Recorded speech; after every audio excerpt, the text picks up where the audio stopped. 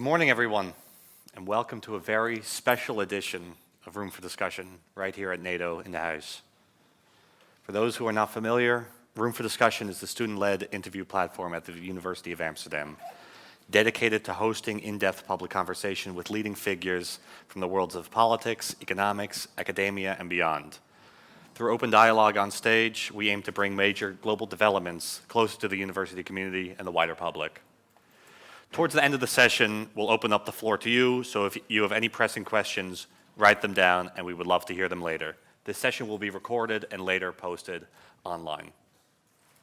Of course, it's not every day that we get to have a conversation in the heart of European security debates, let alone with someone who's been both behind closed doors and at the helm during some of NATO's most defining moments. Our guest today is Kajsa Ollongren, former Dutch Minister of Defense, a leading voice in European security, and someone who's helped shape the transatlantic debate. Over the next hour, we'll follow some of the changing currents in this alliance and beyond that are shaping the future of European and global security, from the volatility testing the fidelity of the transatlantic relationship to the push for a stronger European pillar and the new front lines of warfare that are redefining what defense really means. I'm Sean. And I'm Nena. And please, let's give a warm welcome to Kajsa Ollongren.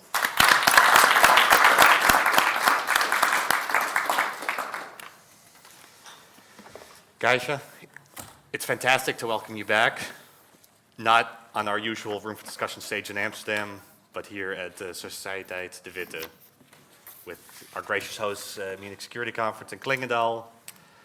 And it's become a bit of a tradition that we're coming to you. Last year at the Marineterrein, now here at the sidelines of the NATO Summit. And of course, a lot has changed in the last year since you left office. As you look at today's landscape, what shifts stand out to you the most?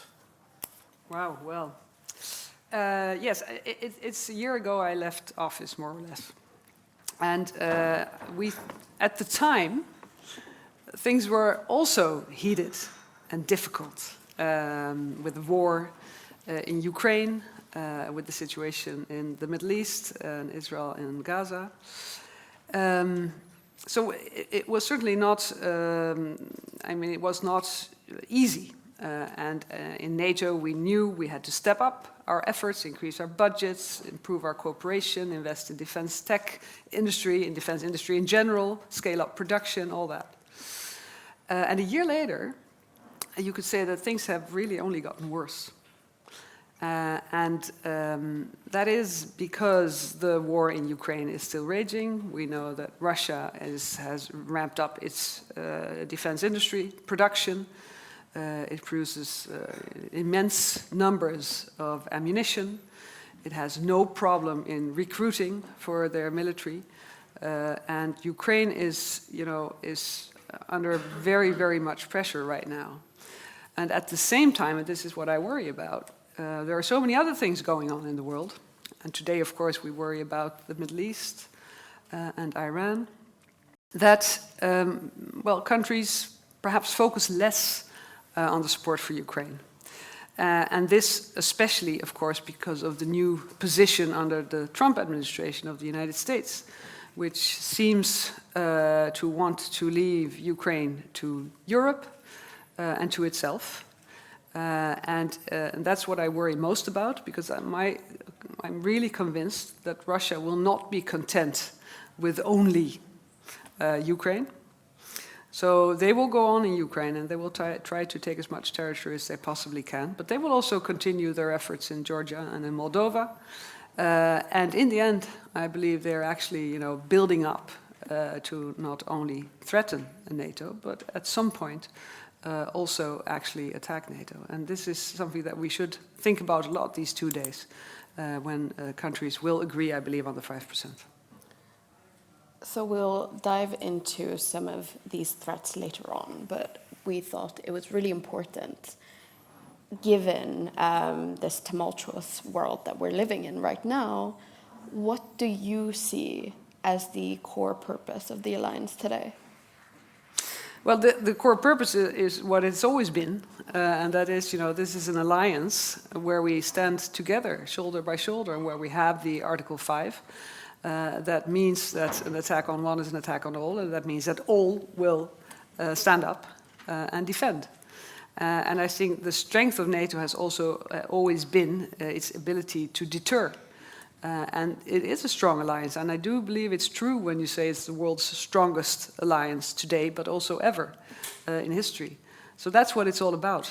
But at the same time, when there is doubt within the alliance, whether or not the strongest ally, which is simply by sheer size, the United States, will actually engage or not. It's always been, it's there for the protection of Europe. That's what NATO is about. It was created after the Second World War, and it was created also because of the threat at that time from the Soviet Union, and that has really not changed. If you look today, the threat comes from Russia, the threat comes from the east, and the threat will affect Europe. And always in history, First World War, Second World War, the United States have been necessary to secure Europe. And I believe that does not change. Europe consists of many countries. None of them have the size to be able to lead that kind of effort. I think we've seen a lot of think pieces and speeches in the recent decades, really, about how NATO has been at a crossroads, right? Even the report about the new transatlantic bargain that you worked on at the Belfer Center at Harvard uses this terminology. But what makes the crossroads we're at now different than what it was 5-10 years ago? Well, maybe the threat. I think in the Cold War and also after the Cold War, there was this sort of bipolarity that we dealt with, and now we're dealing with a multipolar world and also multipolar threats. There is this, you can call it the axis of evil, just to make clear what it is. And there is a sort of coordination among those countries, where I would definitely include Iran and North Korea, who is the main supplier of ammunition and other weapons, and even military troops to Russia. And China plays a very dominant role. On the position of China has also much changed. Back in let's say the 70s, China was really the younger, smaller brother of the Soviet Union. And now that's completely turned around. China is a very dominant, very strong, also military strong country. Russia is very dependent on China, and not only Russia is dependent on China, we're all dependent on China because of their almost monopoly in the area of the rare earth minerals and their production capacity of certain technical things. So in this chain that we need to build things, the chain that we need in our industrial production, China plays a crucial role. And so things are very different today than they were. So you would term China as being part of this axis of evil now? Well, China is difficult to grasp. What are they really? But they have a very, eternal friendship with Russia, which makes them part of what I would say the other side. At the same time, economically, in the global economy, they play an extremely important role. And that is why we in Europe also have started to think about risking from China. We cannot completely decouple from a country that is so dominant in the world economy. But at the same time, decisions in Beijing seem to be more predictable than those in Washington. To paraphrase the French foreign minister, you can't leave European security in the hands of a couple thousand voters in Wisconsin. No. But how does that shape the calculus in Brussels or in The Hague or other European capitals? Well, I think, in Europe we need to stay united within NATO and also within the European Union, and the European Union with the partner countries that are not in the Union but are geographically in Europe. So Europe as a region, we need to coordinate our efforts. And we need to engage with all parts of the world and also all countries in the world. And there you have to be smart about this. So it would not serve our interest not to have a dialogue with China. I think it's very important that we do have one. But also, we should not be naive about China. I was the Minister of Defense, and before that for the Interior. I was responsible for our intelligence services, the two we have in the Netherlands. And they will also tell the people in the Netherlands, don't be naive about China. So there seems to be this broader sense that, the post-war order that NATO very much represents has been shaken, and the transatlantic alliance, that's very much so central to that, now feels caught between existential questions and day-to-day crisis management. So how did we get here? Well, this is a good question. Who can we blame for that? Where are you pointing the fingers? Yeah. Well, I think first, always look at yourself. I think that's probably the best. And it is definitely true that many European allies in NATO did not increase their defense spending fast enough. So the Wales Pledge was 11 years ago now. And it gave some room, of course, to reach the 2%, but also in my own country, we increased it only slightly. And not until the government that I was in as Minister of Defense did we take the big step. And not until the large-scale invasion of Ukraine did we actually reach the 2%. And there I had to fight for it politically. So if you look at yourself, I think we didn't take defense and deterrence serious enough. Thinking that we had left all that behind us. In the Second World War, we have NATO, we have the European Union, which was also created as a peace product, especially to avoid confrontations between European countries, and that's worked very well. But I think we were sort of not serious enough about seeing what Russia was doing, what Putin was preparing for. And at the same time, also in the Indo-Pacific, where China has built a huge military power, where they have surpassed us in some domains in technology. Space is an area where I think certainly Europe hasn't done enough. The US is still, of course, very strong.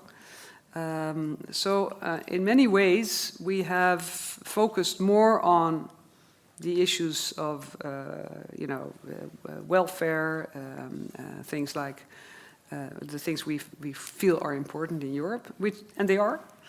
But you cannot do all of that without security. And history learns that there is, in general, there are more times of tensions and wars than peacetime. So these decades of relative, quiet and peace are probably more the exception. And I think we have to get used to that. And I think the people have to get used to that. We've also lost our sense of, that we have to be resilient as a society. So coming back to the work that you've done recently at Harvard's Balfour Center, you released a report earlier this year on the new transatlantic bargain. And a central part of this is creating a robust European pillar within the alliance, right? But why do you see this approach, so the strengthening of this pillar, to be the way to go, rather than, for example, pursuing full European strategic autonomy? Well, because if you want to secure Europe, you need deterrence and defense. We have an organization that is equipped to do that, and it's called NATO. And most European countries are now in NATO, especially now that Sweden and Finland have joined. You cover Europe with NATO. So it doesn't make sense to me to think about creating something new when you already have in place what you need. And the problem is not that you don't have the organization and that you have the plans and the preparedness. The problem is that the biggest ally in NATO is unpredictable. So that means that you have to look at how you solve this issue. Now, Trump has said that he wants the other NATO allies to step up, to pay more, to do their part in NATO. I mean, I disagree with almost everything that Trump says, but here he's probably right. So just looking at that, I would say let's keep NATO, let's keep the United States in, but let's increase the responsibility of the other 31 allies, mostly European. Well, Canada I will just count in as a European country, and thereby allowing the United States to rebalance their resources. That means that they can eventually pull out some of their troops because we will take over the positions. It means that when we have invested in certain capabilities that we simply don't have as European countries, for instance, heavy lifting as a very clear example, but it's much more than that. We have to invest in those capabilities so that the Americans can take away their capabilities and put them to use elsewhere. And that is the rebalancing that this report talks about. And we can do it, but we just need to plan it. How do you go about doing this if you have overlapping roles with the EU, the UK, NATO, these ad hoc defense groups like the JEF? How can we cut through these rivalries between these institutions and potential duplication to have this, exactly what you're talking about, a unified pillar? Yeah.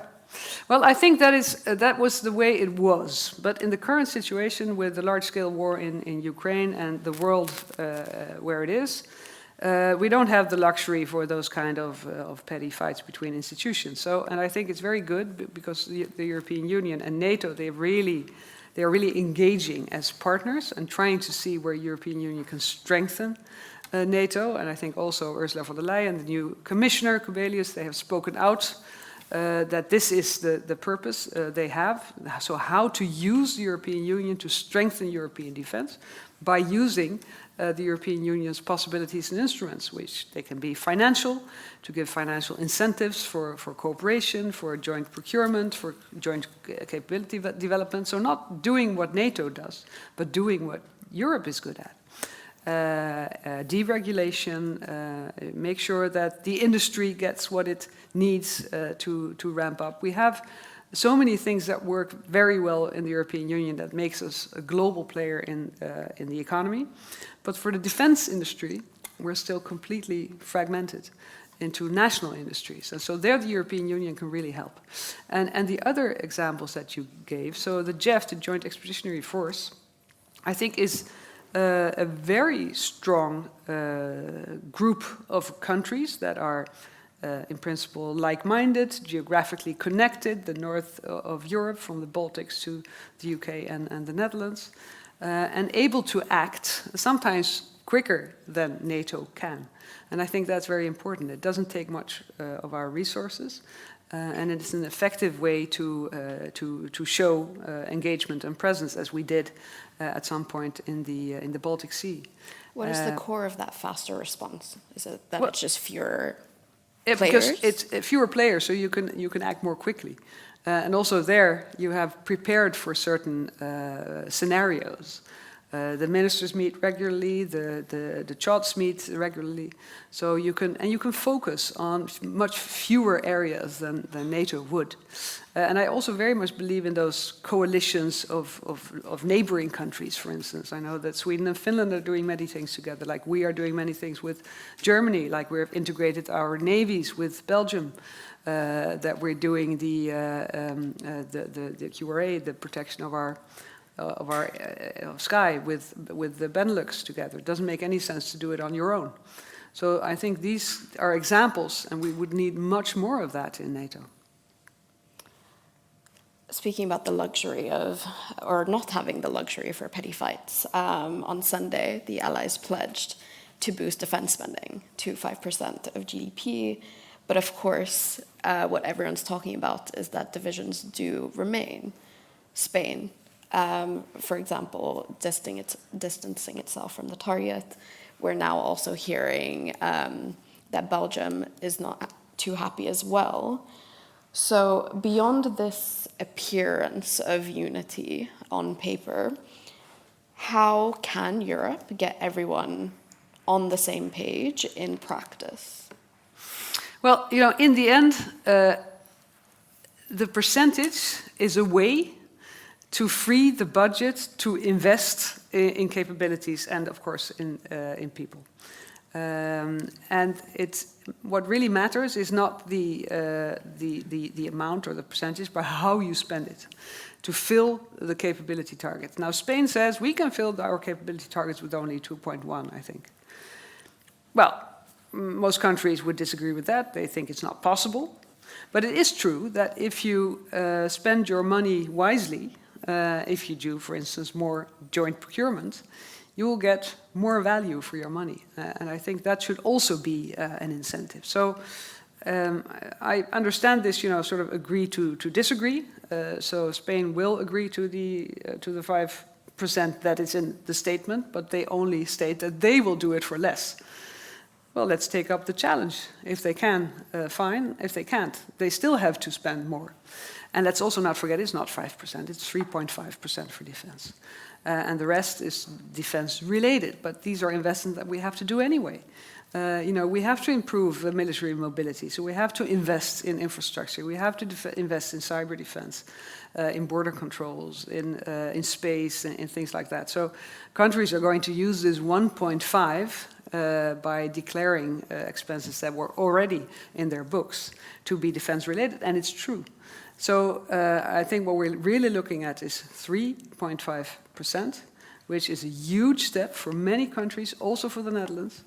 And I think I really hope that they will not, be happy about having the 3.5% in their books, but they will try to find ways to really tackle the fragmentation, to promote interoperability and interchangeability, to build this European defense industry and really invest in the newest technology, and not from a national perspective, from a NATO perspective, for a European perspective. So this summit and this 5%, it's only one step, but what it really is about is after this summit, the implementation and the execution of the things that are only now on paper.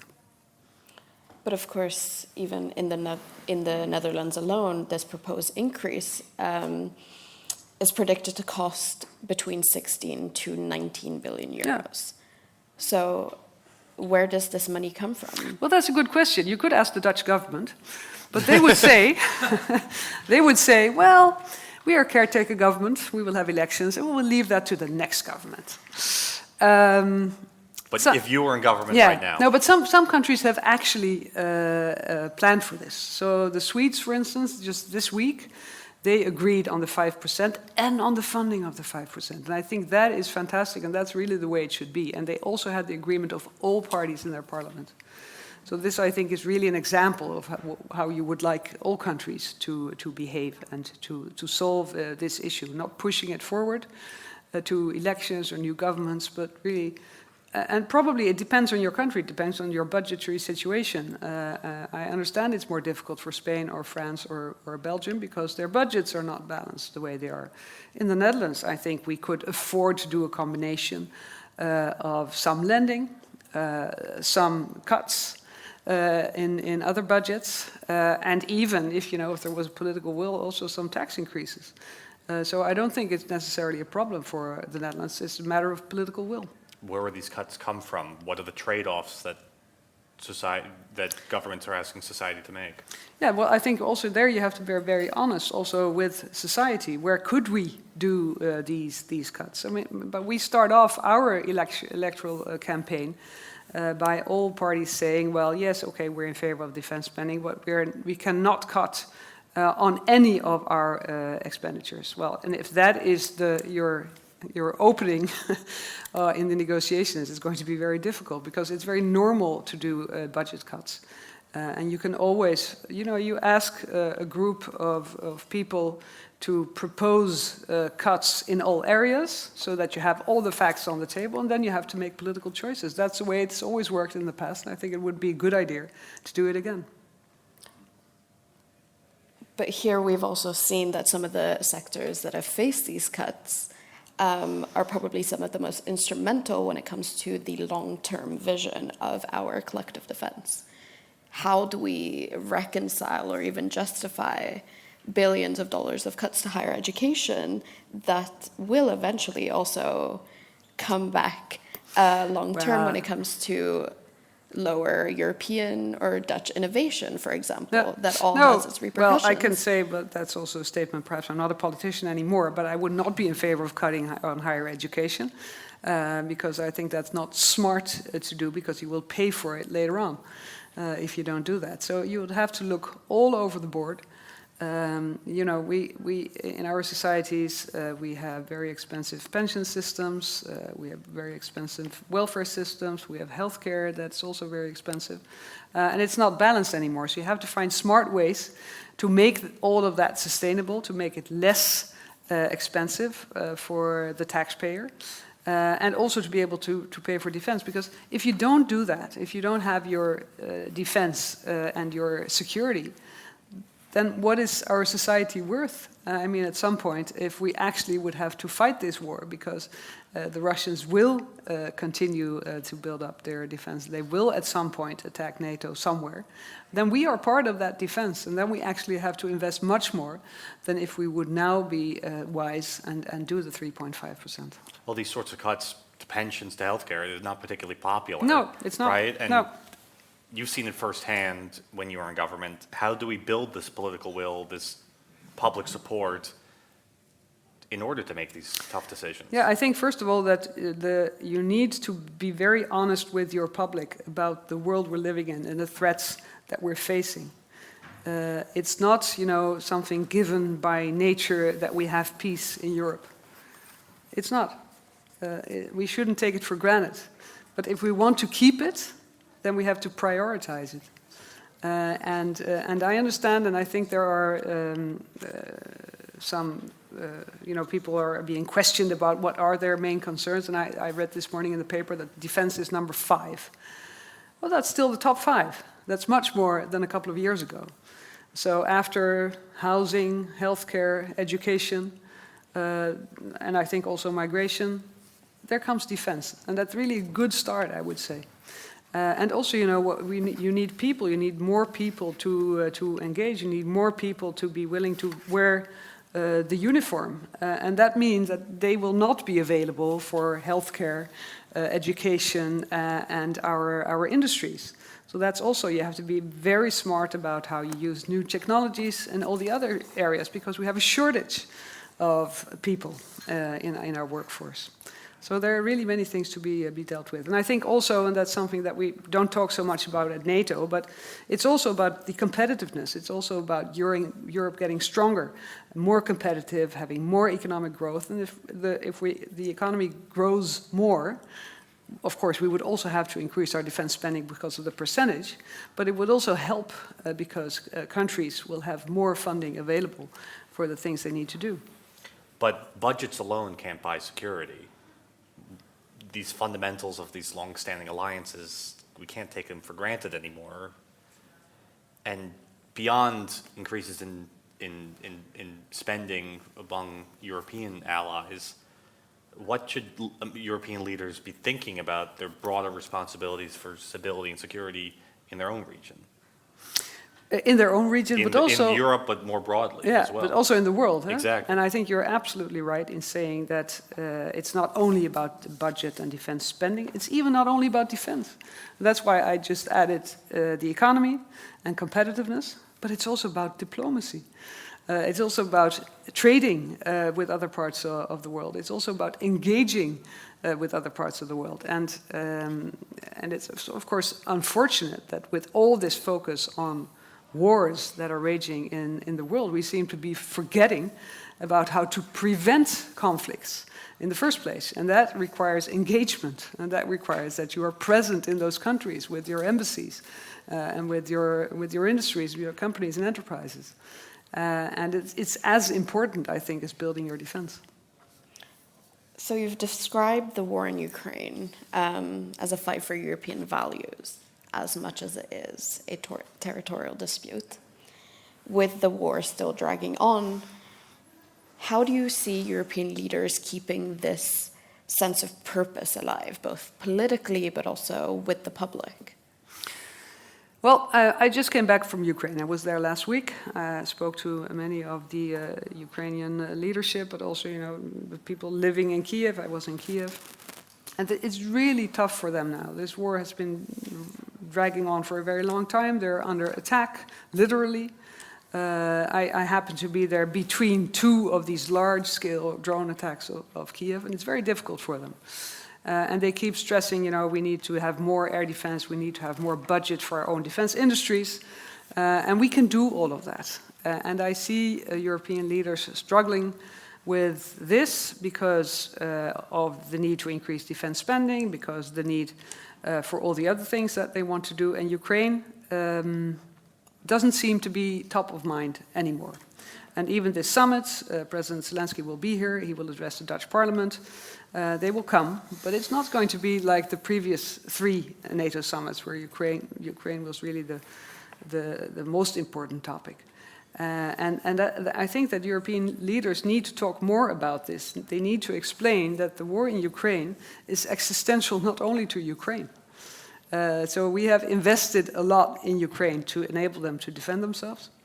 They do so for Europe. They do so because they want to be part of this European family where people have the freedom to choose their own path in life.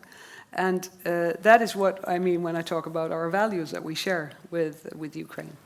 And the alternative is that bit by bit, Ukraine will lose out. And Russia will be able to keep those territories or even more. And that in the end, Ukraine might not be able to exist anymore as an independent and sovereign country. And that would be really, really bad news for Europe, because it will make Russia stronger. And it will show that might does make right, and that you can't just invade your neighbor and get away with it. And that will lead to a very, very insecure world where we are not sure about our future anymore. And I think we really have to take that very serious, and we have to keep talking about this. I hope in our own election campaign here in the Netherlands, it will also be about this, about the possibility of, at some point, a war where we have to fight, not only provide budget and weapons to another country. On this question of values, we can see how external state acts like Russia exploit divisions, not only in obvious examples like Ukraine, but also on other neighboring regions. In the Western Balkans, for example, you only look at Dodik's actions in the Republika Srpska. How they're defying the constitution of Bosnia and Herzegovina. How should European policymakers, deal with these questions of ensuring stability while also safeguarding democracy and the rule of law, which, quite frankly, doesn't seem like they're doing in the region? No, the Balkans, Moldova is another example. Georgia already, sort of crossed to the other side. Well, I think, many of these countries, especially in the Balkans and that part of Europe, they are connected to the European Union, and we have this dialogue and this perspective of membership, and I think that is extremely important. And when you're in the inside of the European Union, you tend to forget that when you're in. So then you look at all, you think that Brussels is a bureaucracy and expensive and things like that. But the countries outside the European Union, they really need to know that at some point they will be able to join the European Union. So I think that is one thing. The second is, of course, it's not only outside the European Union that we have these issues, like with Serbia. We also have them inside the European Union. We also have them with Hungary, who is very difficult in support for Ukraine, who are blocking sanctions when it comes to Russia. And if it's one country, we manage it with the rest of the European Union, but increasingly we are uncertain about the outcome of elections and worried that more countries will go on the same path as Hungary, and that in the end the European Union, as we want it to function, doesn't function anymore, because then these types of decisions will be blocked. So also we have to look inside the European Union. Can we change that?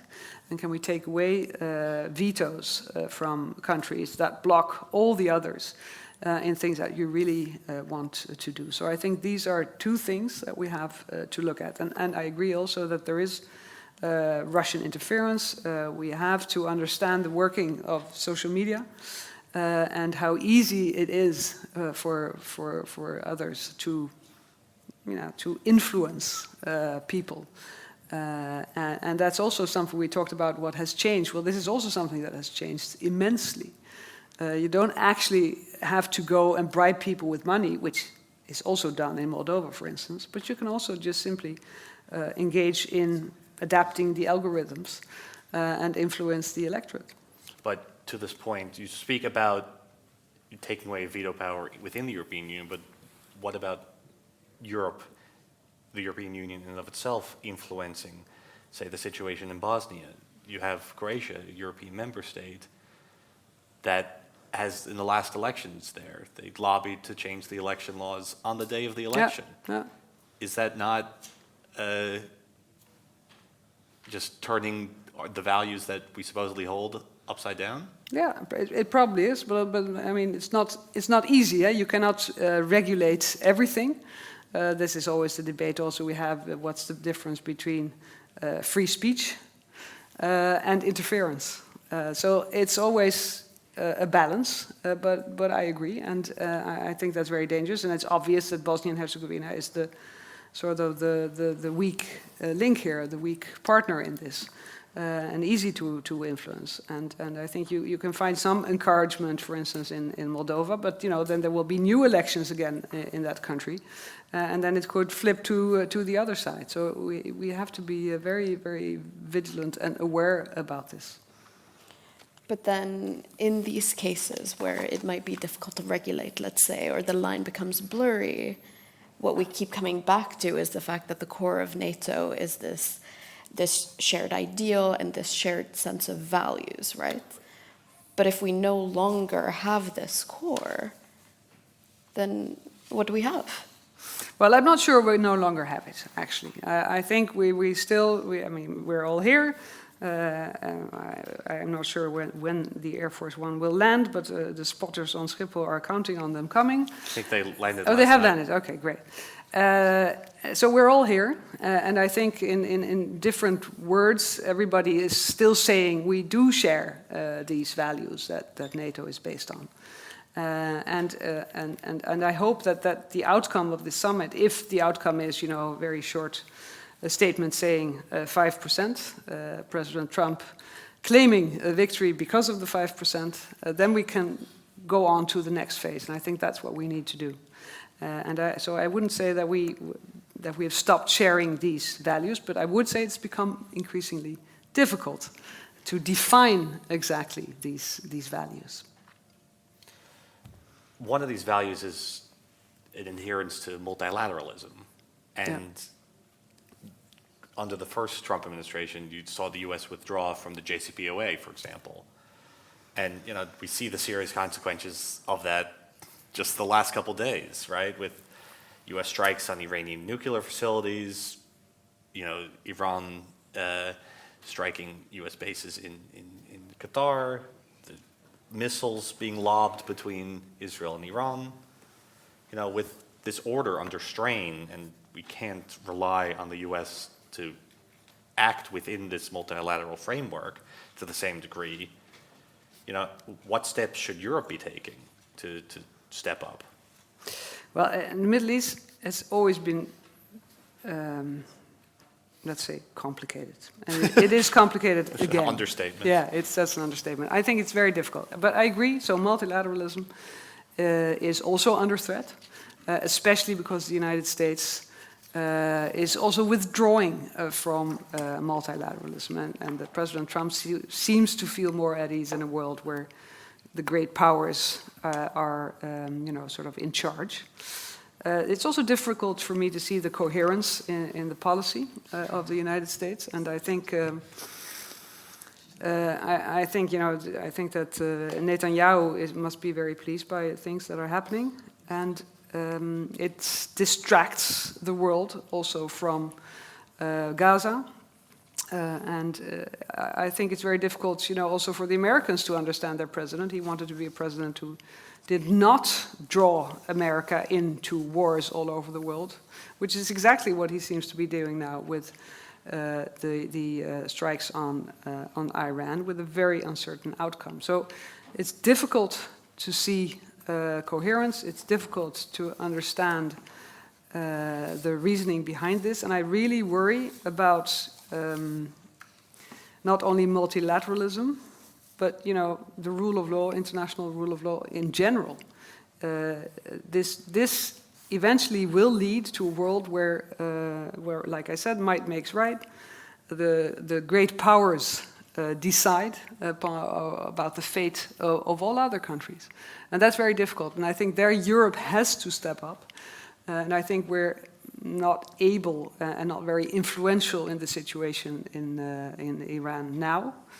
But I think we have to speak up, because if the European Union doesn't do that anymore, if nobody defends the international rule of law anymore, then it's going to disappear without a fight. And that is, I think, one of the fundamental characters of the European Union, is that we want this to be a world where we do abide by the rule of law, and we have to say so, and we have to keep pushing that agenda.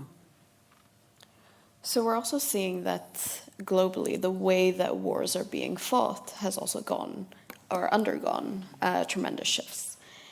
In the case of Ukraine, we're seeing firsthand the impact of drones, 21st century warfare. They're, compared to traditional weapons, much cheaper, much more accessible. So what implications does this have for the sort of traditional military advantage that NATO has relied on? Well, NATO has relied also on its technological edge by having the best capabilities. I think the F-35, for example, are a good example of that. But it's true, warfare is really transforming. And I think there are two things. First of all, drones have become very, very important in the war in Ukraine. Ukraine is relying very heavily on them. But also, if you look at the casualties, I think 70% now is caused by drones, and only 30% by traditional artillery and things like that. So that's completely changed the warfare, and we have to keep in mind that there are now only 2 countries who have combat experience in this type of warfare, and that's Ukraine and Russia.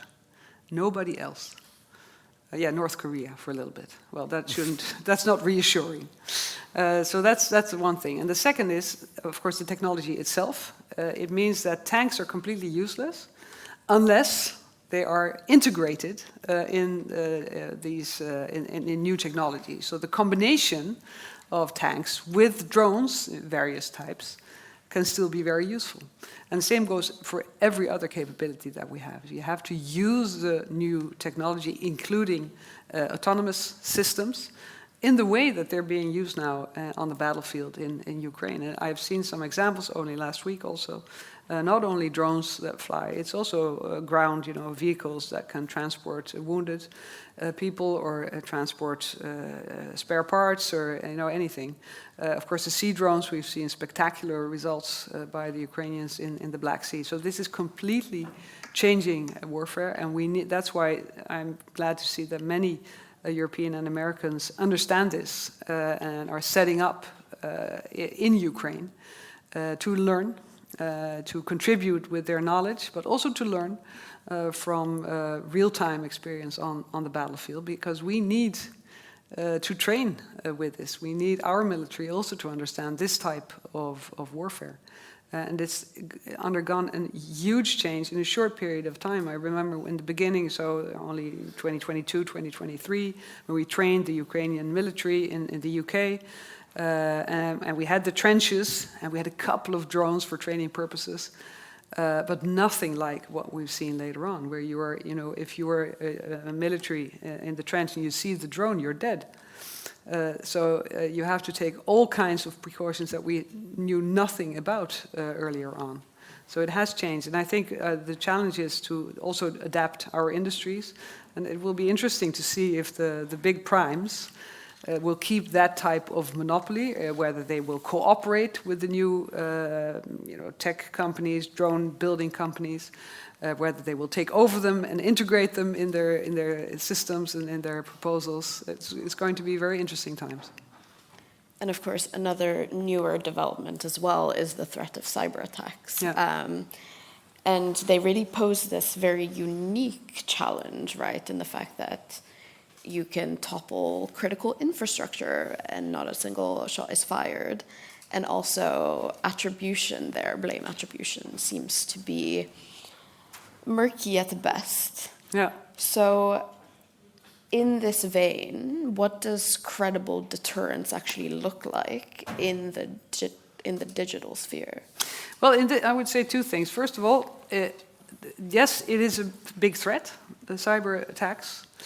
But if it were that easy, why didn't Russia just disrupt Ukraine completely with cyber attacks before they rolled in with their troops? Because they couldn't. So you can also protect yourself against cyber attacks. So that is one thing, and I think we have to be very much prepared to do so. And the second thing is about attribution. We're always very careful about attribution, and rightly so, we should be. But at the same time, we hear, especially from the countries in the northern part of Europe, if something walks like a duck and quacks like a duck, it's probably a duck, even if you're not 100% sure because you didn't check the DNA. And I think we have to be like that with these cyber attacks and with this interference as well. Okay, we will continue to try to contribute, but we also know the countries that are doing this, because we know out of experience, we know out of previous situations where we have been able to attribute. And sometimes our intelligence services will also say, we know this, we just don't want to go public because we cannot disclose our sources, etc. So I think we have to have this general idea of, yes, it could be a non-stately actor, it could be something else, but it is the modus operandi of the Russians. This is what they do, and this is what we have to protect ourselves against. But so is that aspect of naming and shaming important here then? Or it's important for us to be aware of what their mechanisms are? It's important for people to realize that this is not some kind of science fiction, that this is really happening in daily life, that our critical infrastructure, that our companies are on a daily basis protecting themselves against these cyber attacks. And these cyber attacks come from somewhere. And very often it will be Russia. Just looking for vulnerabilities. And they'll probably fail 99 out of 100 times, but 1 in 100 they will succeed. And economic pressure has been another common tool for countries to pursue their geopolitical objectives, whether that's sanction packages by the West on Russia or Iran, Russia's manipulation of energy supplies to Europe. How effective is this strategy in delivering effective security outcomes? I think the sanctions are very, very important, and we should absolutely continue to have the toughest possible sanctions on Russia. They are probably more effective than Russia will admit, because even Russia in the past couple of days has admitted to little tension in their economy. So they are more effective than they will care to admit, and they are not as effective as we would want them to be. And it's taken time to build them up, but we must continue. And I think also now with the situation in the Middle East and the Strait of Hormuz and the oil price will probably increase, a cap on the Russian oil price would be very, very helpful. The sanctions bill that's being prepared in the United States Senate by Lindsey Graham could be very, very helpful in putting pressure on Russia. So I'm a very strong believer in increasing the pressure by implying sanctions and making it more difficult for Russia to continue in this war economy. I mean, the frustration that you could have is that at some point the war economy is necessary for Russia, because it is the motor that drives the country at some point. And Putin doesn't seem to want to stop the war, but also at some point the economy becomes dependent on the warfare. Ivo Daalder and Rasmussen, former Secretary General, has taken this a step further. They proposed an economic Article 5 to treat significant economic aggression against an ally as a collective defense issue. Is the leveraging of this collective economic weight to send a unified message the solution here, or is it simply overextending the mandate of the alliance and complicating decision-making without any clear benefits? Well, interesting. I wasn't aware of this suggestion. Well, I think we would be most effective in the field of sanctions if the large economic powers impose them. So that means that the European Union, being a very important player, should impose them. It means that the United States, being an important player, should impose them. So it's not, well, it doesn't necessarily have to be NATO, and it does blur a little bit the responsibilities between institutions. But I think it's an interesting thought because, you know, there are all kinds of instruments of warfare, and this could be one of them. I think that's an appropriate moment to shift over to the audience to see if we have any questions. Yes, we have a lady here in the beige. Hi. Yeah, it works. Thank you. Thank you very much for the quite insightful discussion. I'm just wondering because I think within this room is a very kind of like safety bubble where we can discuss our opinion. But outside of this room, we encounter increasing populism, for instance, in the political discussion. And even with the Dutch government. And last week I just saw a red line protest. There is a very nice anti-NATO red line somewhere. So I'm just wondering from ordinary people's perspective, because I see a lot of people kind of losing faith and losing sense of control and security.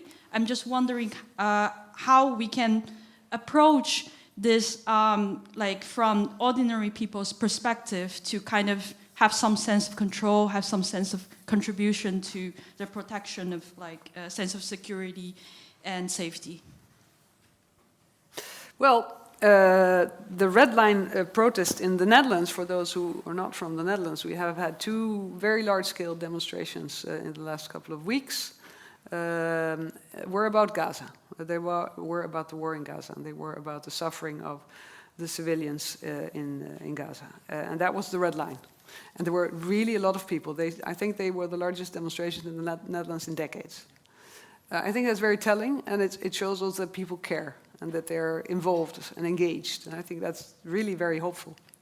The protests against NATO were relatively small, and that's fine, because of course there are people who will disagree, and you have to leave space for that. So I think that's also encouraging that we live in a country where that's possible.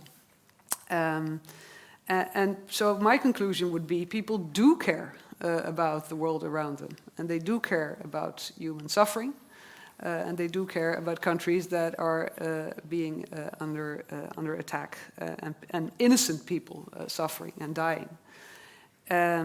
So I think it's good, and you should show that to people, to show that those populists who offer simple solutions cannot deliver. They cannot do what they promise. So in our last elections, which were 2 years ago, there was a lot of talk about migration. And the solution the populists offered was, we will close the borders and stop the migration. Well, the government tried it, didn't get anywhere, didn't work. So people will realize now that this is a false promise. That there are no simple solutions to complex issues, and that often the solutions can be done, but in cooperation with other countries. And in this case, the European Union, I think, is the right format to talk about migration and what we want to do with migration, and also about illegal migration, which is the real issue, of course. And so I think we have to treat this serious. We have to make people aware that those politicians who promise those simple solutions will probably not be able to deliver. Look at what happened here, and the same goes for other countries. But we also have, of course, to show that these concerns are also the concerns that we want the governments to take care of, and. People, we sometimes in the Netherlands we're a little bit jealous about countries like Finland or Sweden, where resilience seems to be much higher, and where engagement in security seems to be much higher. But it's also natural, because Finland has this very, very long border with Russia, and also has this history of a war with Russia. Finland against the Soviet Union. Well, that's, the mouse and the elephant. But they didn't get out of it too badly. They came out of it still independent. They lost a lot of territory, but they were independent and able, in the end, also to join the European Union. And so obviously they are more resilient, and obviously they are more worried about being actually in a war than we are here in the Netherlands, where we know that the Germans are our best friend. And on the other side of the canal, we have the UK, so we feel very safe. And that's even more so in the southern part of Europe, where they face different things, but they're not so worried about the Russians. And you can tell them that, a ballistic missile could reach you in 5 minutes, fired from, but people don't really feel that. So I think that is also how to get this on the front page every day, how to get this news to people, how to make people care, and how to make people realize that they can also contribute themselves. You don't have to become a military to be involved. There are so many ways that you as a citizen can help to make your country a more secure place. Do we have another question? Yes, I see one over here on the side. Yeah, thank you for your words. And what you just mentioned, I think, very nicely ties into my question, because you talked about the examples of Sweden, but also Spain. And I think it shows, some of the disparity that's here on the European continent, in the NATO alliance, how different countries look at the defense spending. So to me, begs the question, let's say Russia does go on to attack any of the Baltic countries, or even, let's say, Poland, for example. Do you think that these Western or these Southwestern European NATO countries are going to be willing to support these Baltic countries or Poland if Article 5 is going to be involved? No. Well, if you try to imagine what Russia would do, what Putin would do, you would try to find the weakest spot. And that's probably one of the Baltic countries. We have to be really realistic about that, because of geography, they're small and they're difficult to defend. It has improved, though, with Finland and Sweden joining, of course, but still, it's tough. So he's probably not going to attack Poland, but one of the Baltic states, and see what we do. But then again, we are prepared for this. We know that this is probably the weakest link, and we have plans, military plans, on the NATO side, on how to do this. And all NATO allies are involved in this. And if this happens at one point, it's also out of their hands, because SACEUR will be completely in charge, and he will be able, to trigger everything that results out of this Article 5. Of course, countries could, in theory, say, well, it's Article 5 situation, but we will not allow the employment of our troops. At some point they could do that, so probably not in the first round of defenses, because then SACEUR will just act with the capabilities he has at hand at that moment, and that's available in the plan. If it drags on, then you will have to refresh and increase and respond, and their countries could, in theory, say no. But then, they would threaten the whole alliance. And that is what I think that countries are not prepared to do. Because in the end, you're in this alliance also for your own protection. So it has a price, and this price is very, very high. And I think so we have to take the assessments of our intelligence services very serious, which is, so in 3 to 5 years, Russia could be able again to do this. At this moment, they're not. They're too much engaged in Ukraine. They have withdrawn from many other places. They have to rebuild it on their western flank first. But 3 to 5 years, they could. And I think our military and the NATO military under command of SACEUR, they have to prepare for this. And we have to know exactly, in all scenarios, what our response would be. I think we have time for one more question. Got a question right here in the front, in the blue. This one? I'll stand up. Good morning. Thank you for your insights. My name is Tracy Metz. I'm the director of the John Adams Institute. And I have 2 questions related, looking forward, if we do manage this 5%, what are we going to do with it? Do we want to have a European army? Will that work? Or should each country do its own defense? And given what you mentioned, the role of drones and cyber attacks, what should we spend our money on?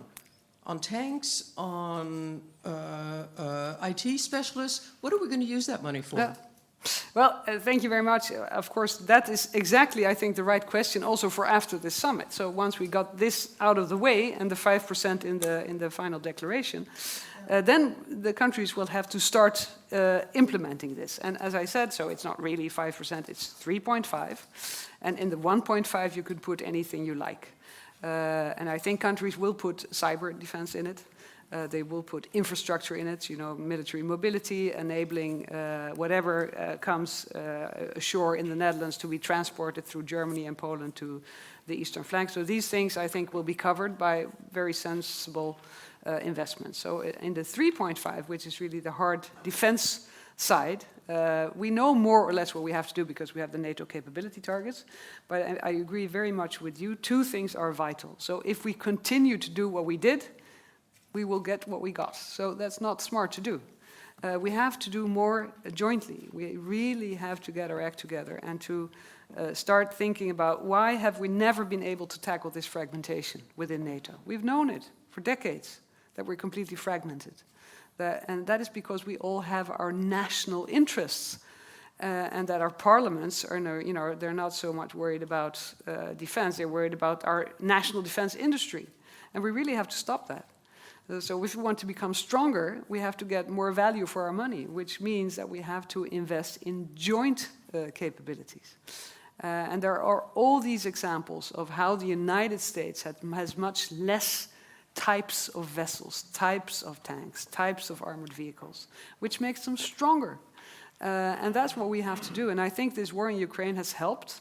We have seen now that if you really want to scale up and you want to have much faster results, that you have to stop all this gold plating. And you have to agree in a group of countries that this is, okay, this is a good armored vehicle. It's been tested by one country. Let's just use it in 10 countries. And let's accept that if this one ally says that this is perfect for their armed forces, it's also good for the others. And I think this is what we will see. So that's one thing, no more fragmentation, much more interoperability and interchangeability. And the second is exactly as you're saying, so not only in steel, it has to be in people, in experts, in people who know, in engineers, who know their tech stuff, and also in these new technologies. And they're very different because we are used also in our ministries, in our procurement offices, to have very lengthy procedures to, after a couple of years, or 3, 5 years, have a result in a contract for very expensive capabilities. And after 10 years, you will get it. That doesn't work in this world anymore. You need to have scalable products. You need to have agile procedures. You have to be able to experiment. And you have to have a cooperation between the Ministry of Defense and these enterprises. And you have to take some risks in the beginning. You have to adapt the capabilities as you go along the way.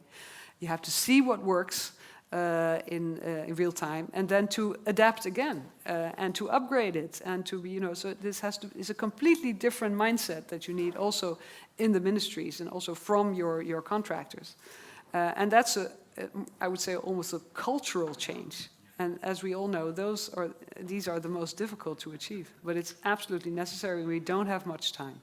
And I think that's some perfect food for thought for the next couple days at the summit and beyond. And as we close off today's session, we would be remiss not to mention that you've worked closely with Mark Rutte for years, and now he's leading NATO during one of its most challenging periods that we've discussed all the past hour. Responsible for the security of nearly 1 billion people. What can you draw from your time working directly with him that gives you hope that the alliance can both defend security and advance lasting peace through these choppy waters? Well, yes, I have worked with him for a long time and in various positions. I've worked with him as a civil servant, as his Secretary General at the time at the Prime Minister's office. I've also worked with him as a colleague in two governments led by him. And I must say, I really think he is the right man for the job. He has to keep all those allies together. He has to make sure that the United States stays engaged. He has to make sure that countries that struggle with their budgets will sign tomorrow for the 5%. And that is what he does best. And that is to engage with countries, with people, with prime ministers and presidents. He knows how important the relationships can be. He builds relationships. He knows what he's talking about. I think that's very important. He does exaggerate his when he praises Donald Trump. He does exaggerate a little bit, in my opinion, but it serves a purpose. So I think we're glad to have him as NATO's SecGen in these turbulent times. On that note, thank you so much for joining us here today. It's been a real pleasure. Thank you to all of you for joining us as well, especially for your insightful questions. And on behalf of Room for Discussion, we are incredibly grateful to have you here to join us today. Thank you.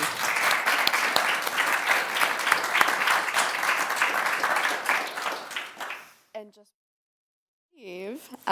if you can't get enough of Room for Discussion, fear not. Unfortunately, this was our last interview of this academic year, but you can catch us again in September with a whole host of interviews, but not usually in The Hague, but back in our home court of the Rutgers Island campus at the University of Amsterdam. But if you can't wait until then, we also have all of our interviews on YouTube, so please feel free to go and take a look. But until then, please join us in giving one final round of applause to Kajsa Ollongren.